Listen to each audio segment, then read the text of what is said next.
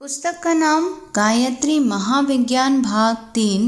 लेखक पंडित श्रीराम शर्मा आचार्य जी। अन्नमय कोश और उसकी साधना। ऑडियो 5। जल तत्व।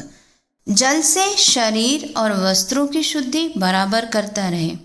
स्नान करने का उद्देश्य केवल मैल छुड़ाना नहीं, वरन पानी में रहने वाली विषेवा नामक विद्युत से देह को सतेज करना एवं ऑक्सीजन, नाइट्रोजन आदि बहुमूल्य तत्वों से शरीर को सींचना भी है।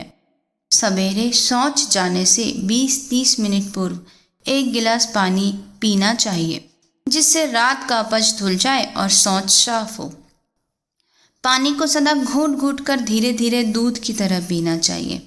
हर घूंट के साथ यह भावना करते जाना चाहिए कि इस अमृत तुल्य जल में जो शीतलता, मधुरता और शक्ति भरी हुई है, उसे खींचकर मैं अपने शरीर में धारण कर रहा हूँ। इस भावना के साथ पिया हुआ पानी दूध के समान गुणकारक होता है। जिन स्थानों का पानी भारी, खारी, तेलिया, उथला, तालाबों का तथा हानिकारक हो, वहां रहने पर अन्नमय कोश में विकार पैदा होता है।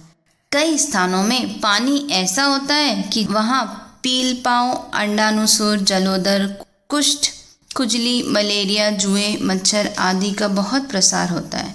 ऐसे स्थानों को छोड़कर स्वस्थ, हल्के, सुपाच्य जल के समीप अपना निवास रखना चाहिए। धनी लोग दूर स्थानों से भी अपने लिए उत्तम जल मंगा सकते हैं। कभी कभी एनिमा द्वारा पेट में औषधि मिश्रित जल चढ़ाकर आंखों की सफाई कर लेनी चाहिए। उससे संचित मलों से उत्पन्न विष पेट में से निकल जाते हैं और चित्त बड़ा हल्का हो जाता है।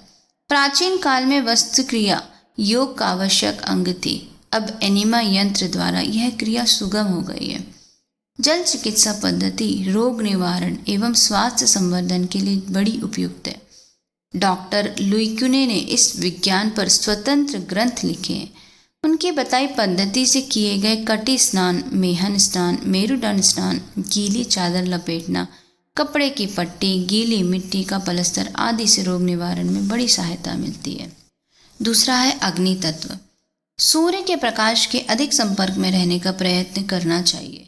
घर की सभी खिड़कियां खुली रखनी चाहिए ताकि धूप और हवा खूब आती रहे। सवेरे की धूप नंगे शरीर पर लेने का प्रयत्न करना चाहिए।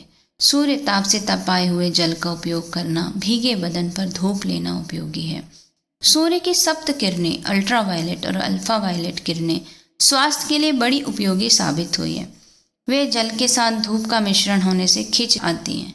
धूप में रखकर रंगीन कांच से संपूर्ण रोगों की चिकित्सा करने की विस्तृत विधि तथा अग्नि और जल के सम्मिश्रण से भाप बन जाने पर उसके द्वारा अनेकों रोगों का उपचार करने की विधि सूर्य चिकित्सा विज्ञान की किसी भी प्रामाणिक पुस्तक से देखी जा सकती है।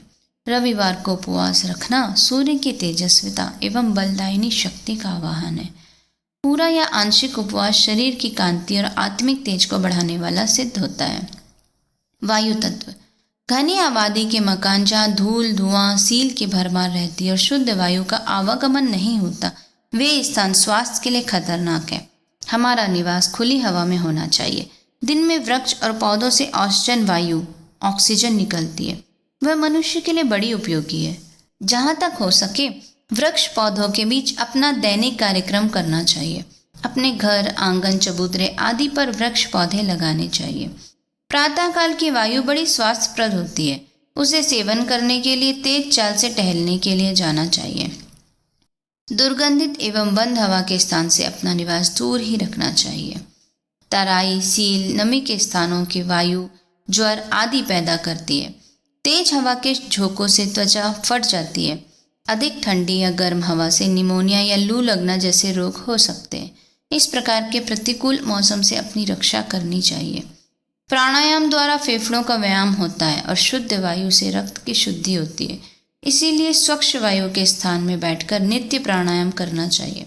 प्राणायाम की विधि प्राणमय कोश की साधना के प्रकरण में लिखेंगे। हवन करना। अग्नि तत्व के संयोग से हवन वायु को शुद्ध करता है। जो वस्तु अग्नि में जलाई जाती है वह नष्ट नहीं होती, वरन सूक्ष्म होकर वायुमंडल में फैल जाती है।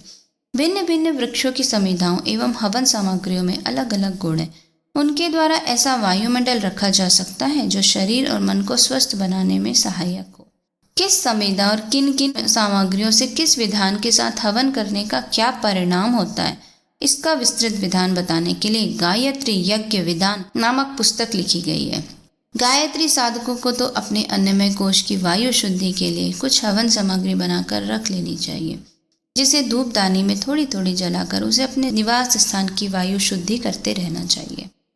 चंदन, चूरा, देवदारू, जायफल, इलायची, जावित्री, अगर तगर, कपूर, छार छबीला, नागरमोथा, खस, कर्पूर, कचरी तथा मेवाएं जो कूट करके थोड़ा घी और शक्कर मिलाकर धूप बन जाती है। इस धूप की बड़ी मनमोहक एवं स्वास्थ्यवर्धक गंध आती है।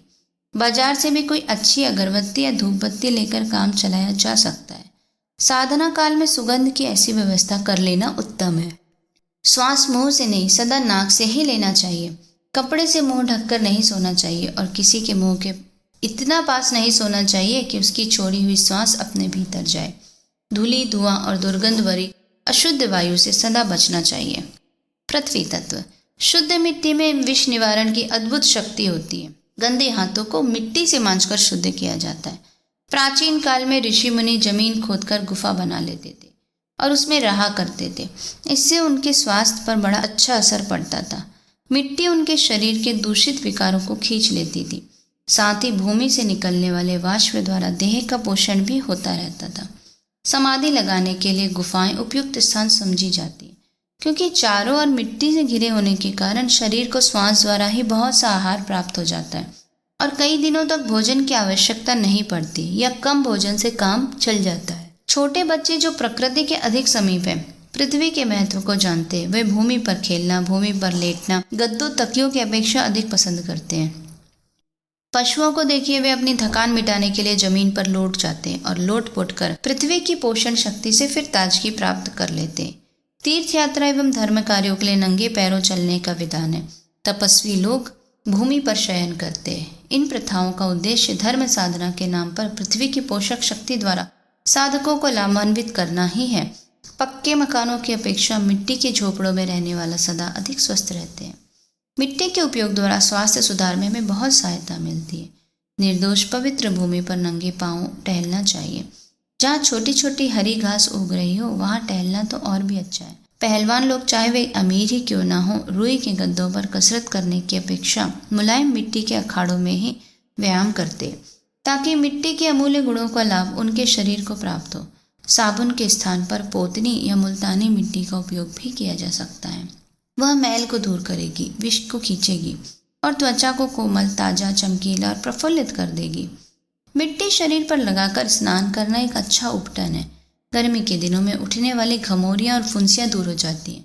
सिर के बालों को मुल्तानी मिट्टी से धोने का रिवाज अभी तक मौजूद है। इससे सिर का मैल दूर हो जाता है, खुरंट जमने बंद हो जाते हैं, बाल काले, मुलायम एवं चिकने रहते हैं तथा मस्तिष्क में बड़ी तरावट पहुंचती है। हाथ साफ करने और बर्तन मांजने के लिए मिट्टी से अच्छी और कोई चीज़ नहीं है। फोड़े, फुंसी, दांत, खाज, गठिया, जहरीले जानवरों के काटने, सूजन, जख्म, गिल्टी, नासूर, दुखती हुई आंख, उपदंश, रक्त विकार आदि रोगों पर गीली मिट्टी बांधने से आश्चर्यजनक लाभ होता है। डॉक्टर लुई कुने ने अपनी जल चिकित्सा में मिट्टी की पट्टी के अनेक उपचार लिखे हैं। चूल्हे की जली हुई मिट्टी से दांत मांजने, नाक के रोगों में मिट्टी के ढेले पर पानी डालकर सूंघाने, लू लगने पर पैरों के ऊपर मिट्टी थोप लेने की विधि से सब लोग परिचित हैं। किसी स्थान पर बहुत समय तक मल मूत्र डालते रहें तो डालना बंद कर देने के बाद भी बहुत समय तक वहां दुर्गंध आती रहती है। कारण यह है कि भूमि में शोषण शक्ति है, वह पदार्थों को सोख लेती है और उसका प्रभाव बहुत समय तक अपने अंदर धारण किए रहती है। पृथ्वी की सूक्ष्म शक्ति लोगों के सूक्ष्म विचारों और गुणों को सोखकर अपने में धारण कर लेती है। जिन स्थानों पर हत्या, व्यभिचार, जुआ आदि दुष्कर्म होते हैं, उन स्थानों का वातावरण ऐसा घातक हो जाता है कि वहां जाने वालों पर उनका प्रभाव पड़े बिना नहीं रहता। शमशान भूमि जहां अनेक मृत शरीर नष्ट हो जाते, उनमें एक भयंकरता छिपाए बैठी रहती है। वहां जाने पर एक विलक्षण प्रभाव मनुष्य पर पड़ता है। अनेक तांत्रिक साधनाएं तो ऐसी हैं जिनके लिए केवल मात्र मरघट का वातावरण ही उपयुक्त होता है। भूमिगत प्रभाव से गायत्री साधकों को लाभ उठाना चाहिए। जहाँ सत्पुरुष रहते हैं, जहाँ स्वाध्याय, सद्विचार, सत्कार्य होते हैं, वे स्थान प्रत्यक्ष तीर्थ है। उन स्थानों का वातावरण साधना की सफलता में बड़ा लाभदायक होता है। जिन स्थानों में किसी समय में कोई अवतार या दिव्य पुरुष रहे हैं, उन स्थानों के प्रभाव शक्ति का सूक्ष्म निरीक्षण करके तीर्थ बनाए गए हैं। जहाँ कोई सिद्ध पुरुष या तपस्वी बहुत काल तक रहे हैं, वह स्थान सिद्ध पीठ बन जाते हैं और वहाँ रहने वालों पर अनायास ही अपना प्रभाव डालते हैं। सूक्ष्मदर्शी महात्माओं ने देखा है कि भगवान कृष्ण की प्रत्यक्ष लीला तरंगे अभी तक ब्रजभूमि में बड़ी प्रभावपूर्ण स्थिति में मौजूद है। तीर्थवासियों के दूषित चित्तों के बावजूद इस भूमि की प्रभाव शक्ति अब भी बनी हुई है और साधक को इसका स्पर्श होते ही शांति मिलती है। कितने ही मुमुक्षु अपनी आत्मिक शांति के लिए इस पुण्य भूमि में निवास करने का स्थायी या अल्प काल्पनिक अवसर निकालते हैं। कारण यह है कि क्लेश युक्त वातावरण के स्थान में जितने श्रम और समय में जितनी सफलता मिलती है, उसकी अपेक्षा पुण्य भूमि के वातावरण में कहीं जल्दी और कहीं अधिक लाभ होता है। तीर्थ स्थानों में नंगे पैर भ्रमण करने का भी महात्म्य इसलिए है कि उन स्थानों को पुण्य तरंगे अपने शरीर से स्पर्श करके आत्म शांति का हेतु बने। 5वां है आकाश तत्व। आकाश तत्व पिछले 4 तत्वों की अपेक्षा अधिक सूक्ष्म होने से अधिक शक्तिशाली है। विश्वव्यापी पोल में शून्याकाश में एक शक्ति तत्व भरा हुआ है, जिसे अंग्रेजी में ईथर कहते हैं। पोल स्थान को खाली नहीं समझना चाहिए। वह वायु से सूक्ष्म होने के कारण प्रत्यक्ष रूप से अनुभव नहीं होता, तो भी उसका अस्तित्व पूर्णतः प्रमाणित है।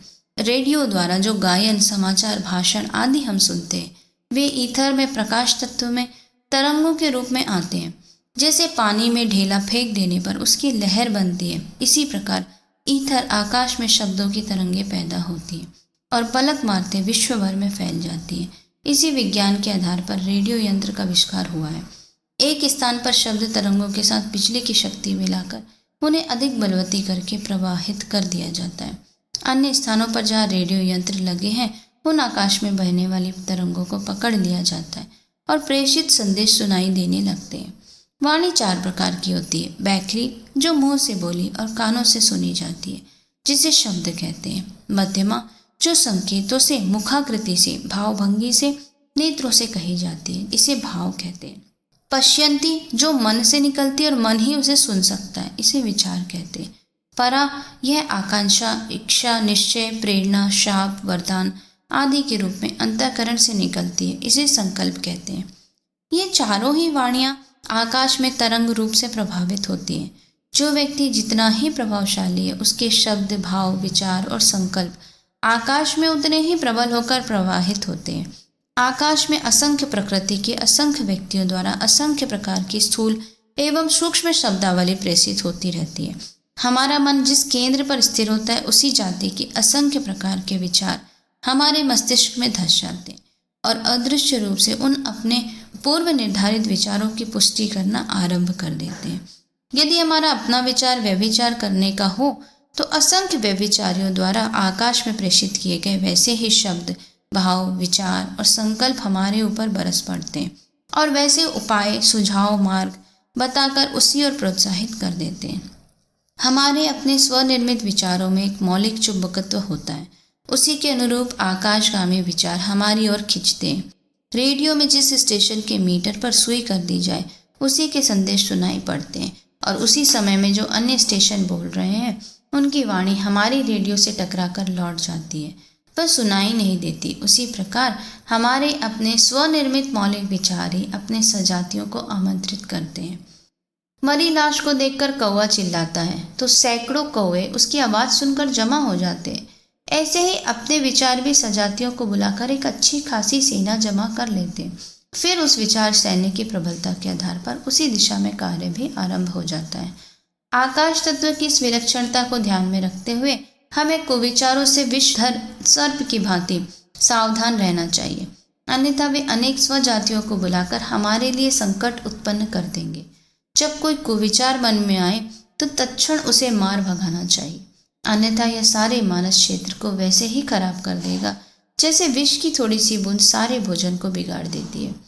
मन में सदा उत्तम, उच्च, उदार, सात्विक विचारों को ही स्थान देना चाहिए, जिससे उसी जाति के विचार अखिल आकाश में से खींचकर हमारी ओर चले आए और सन्मार्ग की ओर प्रेरित करें। उत्तम बात सोचते रहने, स्वाध्याय, मनन, आत्मचिंतन, परमार्थ और उपासनामय मनोभूमि हमारा बहुत कुछ कल्याण कर सकती है।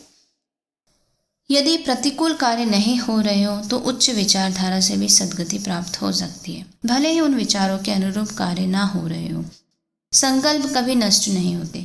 पूर्व काल में ऋषि मुनियों के, महापुरुषों के जो विचार, प्रवचन एवं संकल्प थे वे अब भी आकाश में गूंज रहे हैं। यदि हमारी मनोभूमि अनुकूल हो तो उन दिव्य आत्माओं का पद प्रदर्शन एवं सहारा भी हमें अवश्य प्राप्त होता रहेगा। पर ब्रह्म की ब्राह्मी प्रेरणाएं, शक्तियाँ, किरणें एवं तरंगें भी आकाश द्वारा ही मानव अंतःकरण को प्राप्त होती हैं। दैवी शक्तियाँ, ईश्वर के विविध गुणों वाली किरणें ही तो हैं। आकाश द्वारा मन के माध्यम से उनका अवतरण होता है। शिव जी ने आकाशवाहिनी गंगा को अपने सिर पर उतारा था, तब वह पृथ्वी पर बही थी। ब्रह्म की सर्वप्रथम दिव्य शक्ति आकाशवाहिनी गायत्री गंगा को साधक सबसे पहले अपने मनः क्षेत्र में उतारता है। यह अवतरण होने पर ही जीवन के अन्य अंगों में पवित्र पावनी पुण्य धारा प्रवाहित होती है। शरीर में मन या मस्तिष्क आकाश का प्रतिनिधि है, उसी में आकाशगामी परम कल्याण कारक तत्वों का अवतरण होता है। इसलिए साधक को अपना मनः क्षेत्र ऐसा शुद्ध, परिमार्जित, स्वस्थ एवं सचेत रखना चाहिए जिससे गायत्री का अवतरण बिना किसी कठिनाई के हो सके।